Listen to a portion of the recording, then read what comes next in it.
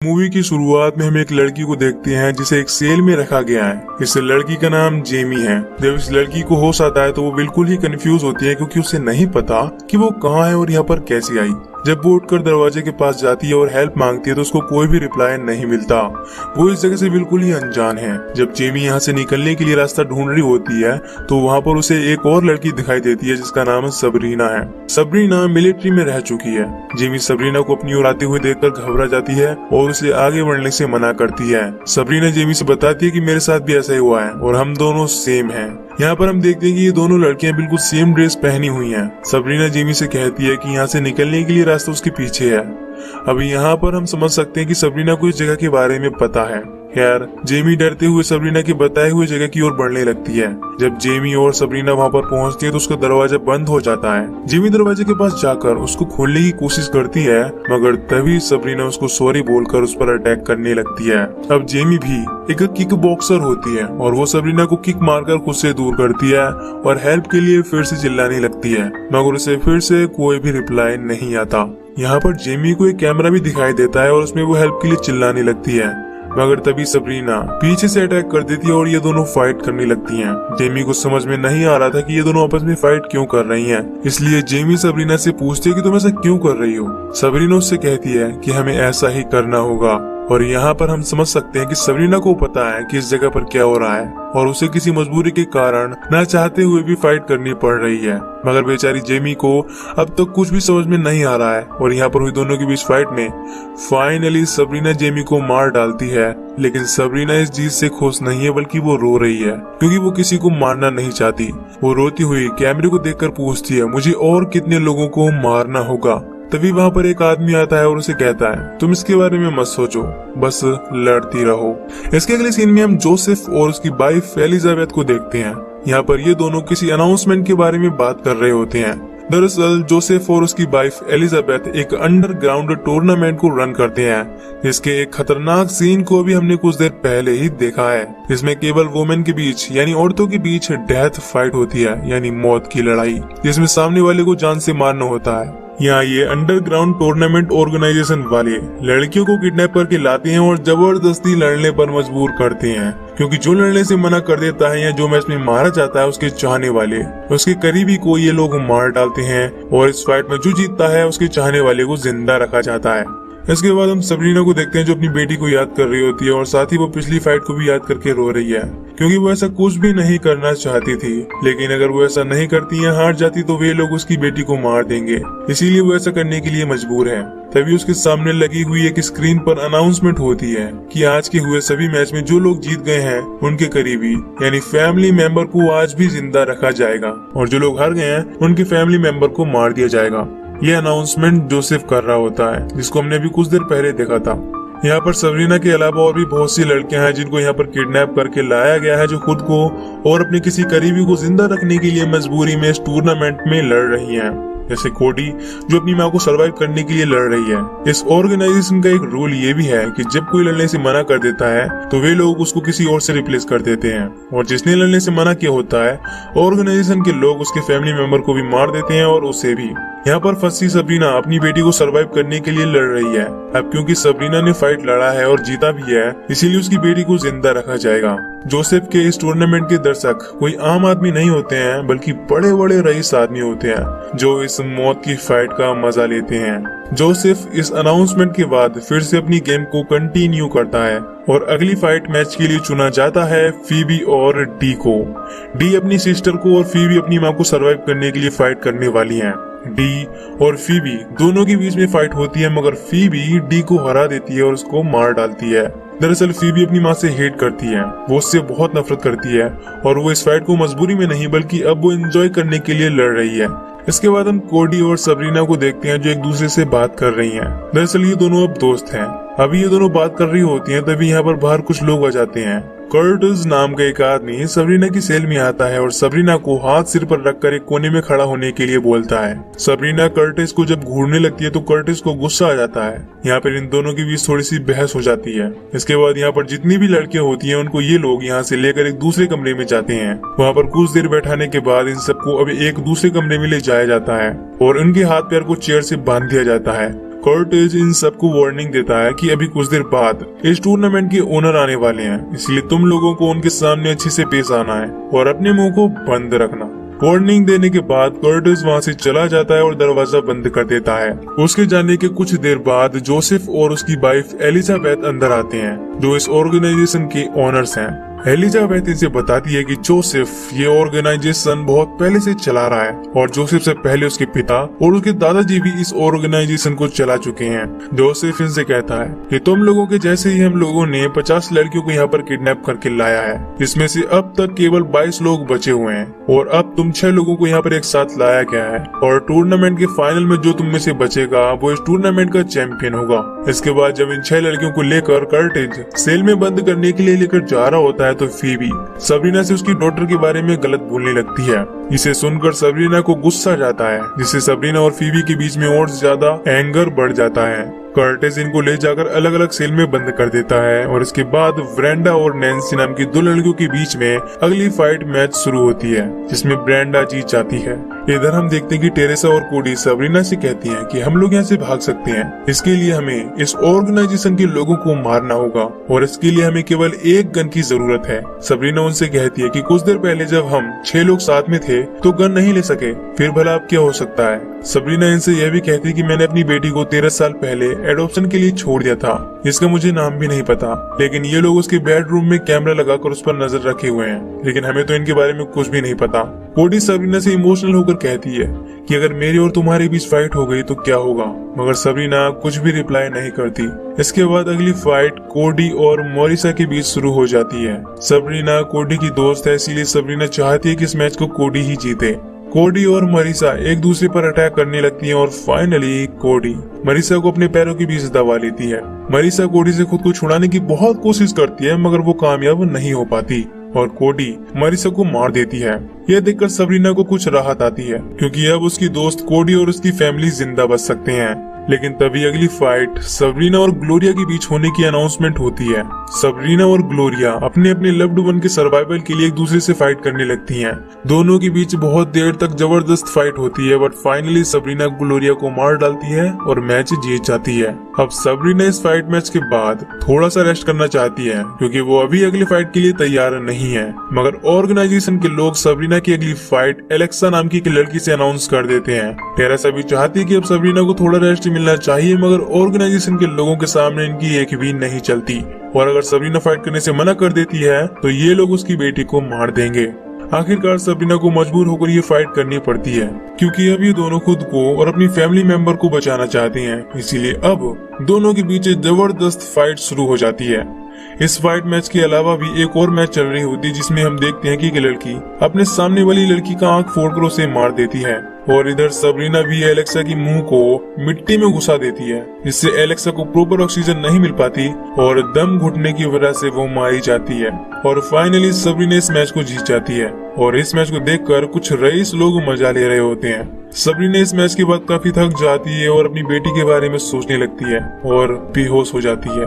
इसके बाद वहाँ पर कुछ आदमी अगर सबरीना को उठा कर ले जाते हैं। कोडी को लगता है कि वो मर गई है, इसीलिए वो जोर जोर से रोने लगती है। टेरेसा भी सबरीना की इस हालत को देखकर बहुत ज्यादा अपसेट हो जाती है। इसके कुछ देर बाद अगला मैच टेरेसा और रेचल के बीच शुरू होता है। टेरेसा को भी बेवजह किसी से फाइट करना अच्छा नहीं लग रहा था, मगर टेरेसा को अपनी जान बचाने के लिए रेचल को मारना ही पड़ता है, क्योंकि इस मैच में किसी न किसी की तो जान जानी ही थी।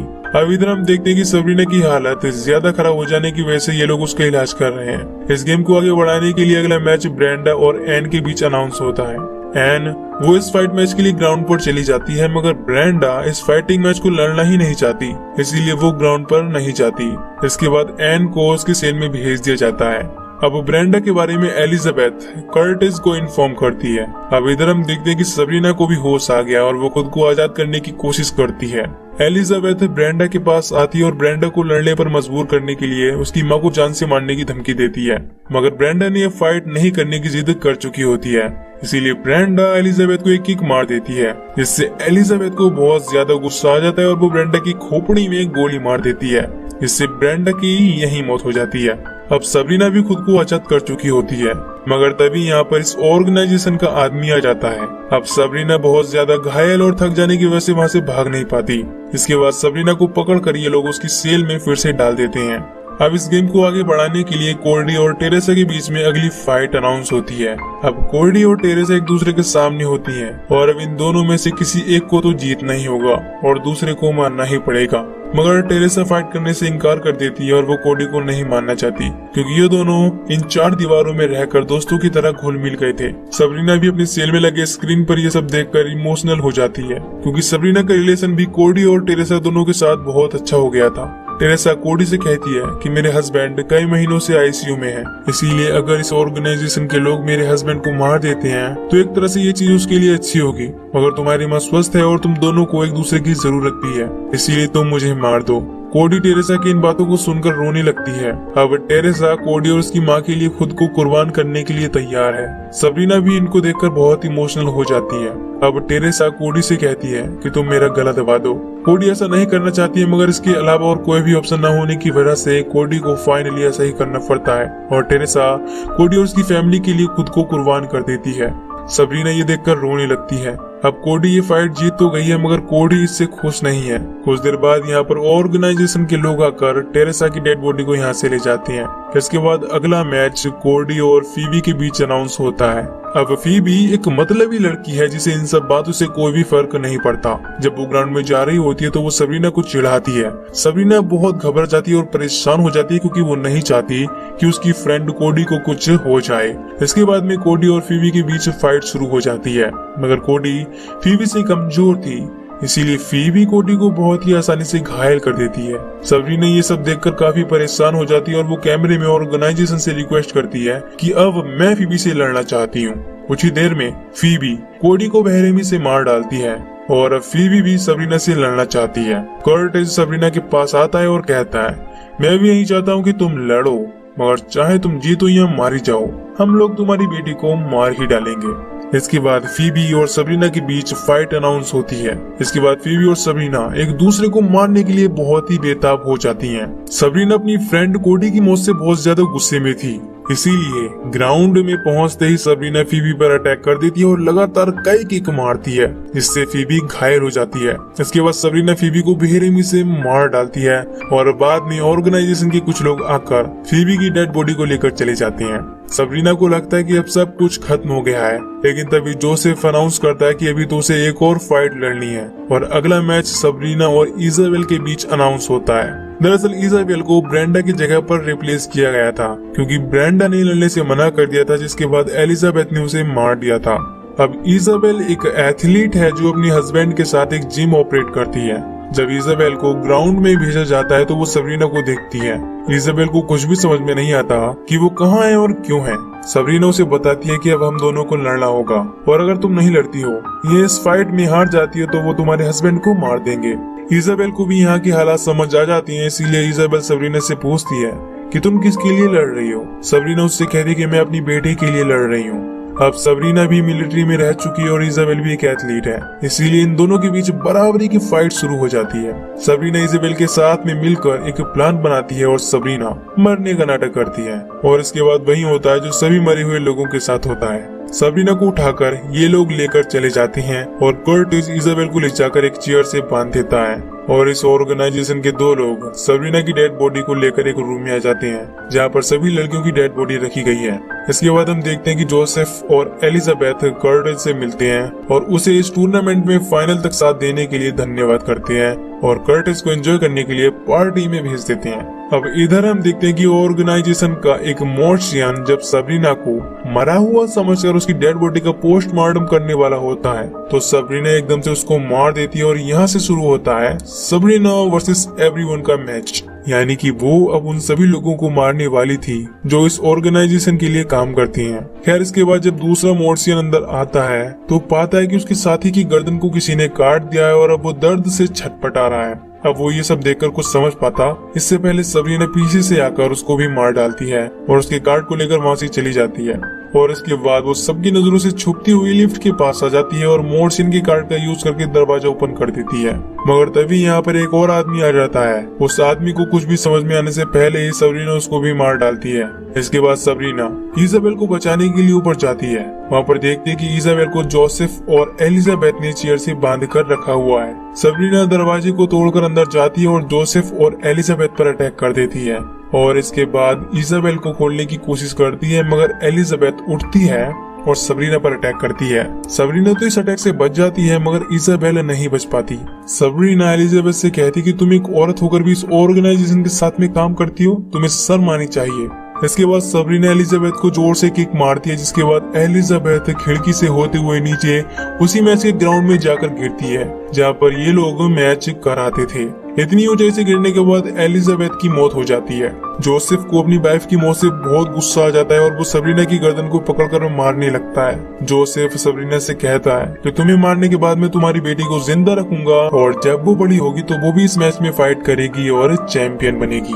तभी सबरीना के हाथ में एक फर्नीचर का टुकड़ा लग जाता है, जिसको वो जोसेफ की गर्दन में घुसा देती है। इसके बाद जोसेफ तड़प तड़प कर मर जाता है। सबरीना इजाबेल के पास जाकर देखती है तो वो पाती है कि इजाबेल अब मर चुकी है। इधर हम देखते हैं कि जब कर्टिस पार्टी में ड्रिंक कर रहा होता है तो उसे कुछ गलत होने का महसूस होता है, इसीलिए वो ऊपर आता है। सबरीना अपने हाथ में वहाँ पर पड़े हुए एक अजीब से हथियार को अपने साथ ले लेती है और नीचे जाने के लिए जब लिफ्ट के पास जाती है तो लिफ्ट में उसे कर्टिस मिलता है।